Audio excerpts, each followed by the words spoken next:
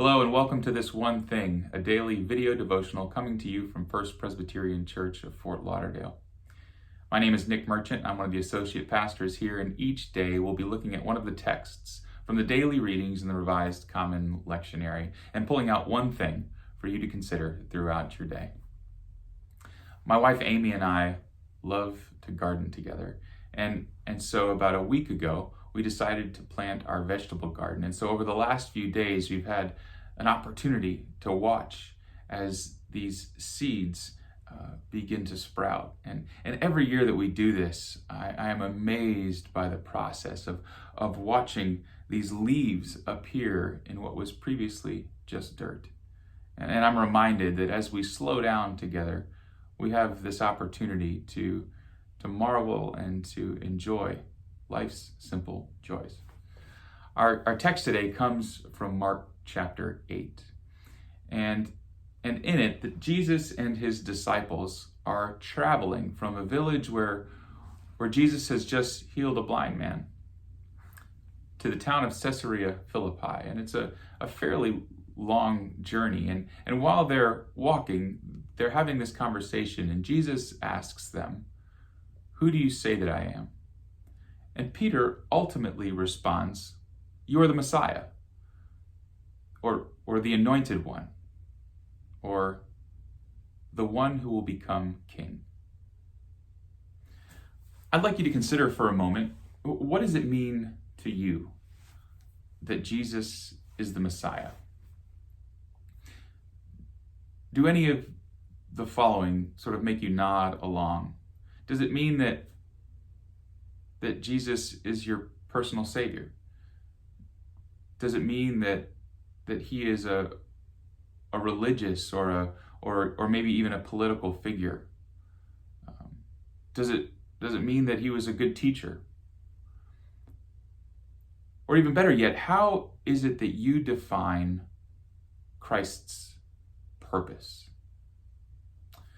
Because the disciples, they have an idea of what the Messiah will be and what the Messiah will do. And Jesus did things that had them nodding along as well. And then the nodding stops, as Jesus goes on to say that as the Messiah, he will be rejected, he will suffer, and he will die. And not only does the nodding stop, but these disciples get visibly upset. And in fact, Peter gets angry and he says, "Jesus, you have to stop saying those kinds of things. You can't say that. People are listening to you." And here in verse 33, Jesus responds. He says this, "But turning and looking at his disciples, Jesus rebuked Peter and said, 'Get behind me, Satan, for you are setting your mind not on divine things, but on human things.' You are setting your mind not on divine things, but on human things." You see, the disciples have this idea, this category, these expectations for what it will mean for Jesus to be the Messiah. They have these expectations, much like you and I probably do. And up to this point, Jesus has in a lot of ways met those expectations, at least in their eyes, at least in how they are interpreting his activity. He has spoken out against social and political injustice in the world. He's cared or expressed care for the sick and the poor and the widow and the orphan. He's talked about establishing a new kingdom. He's done these things which all fit into their understanding and their interpretation of what the Messiah will be and do.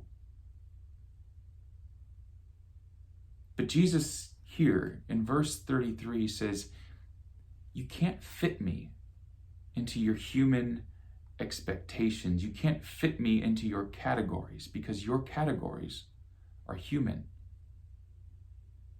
And my purpose is divine."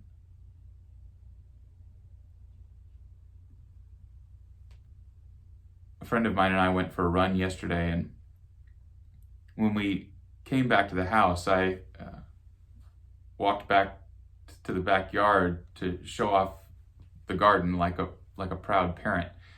And he's a landscape architect here in town, and he pointed out to me that those first leaves that you see, and even the roots below, that they are actually already contained in the seed shell when it's planted, and that when the seed encounters moisture, this thing that was already there bursts out. It can no longer be contained.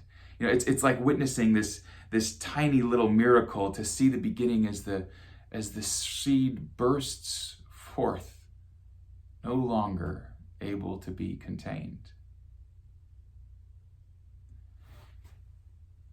Here's the one thing, is that Christ's purpose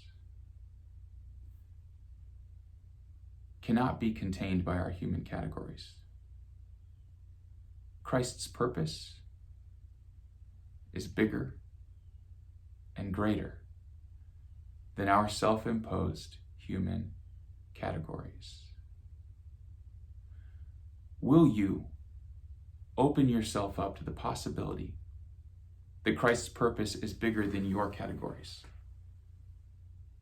Will you open yourself up to allow Christ to take what is already inside you and breathe his life-giving grace, that new, miraculous, and unexpected life might burst forth into the world? Thanks for watching. See you tomorrow.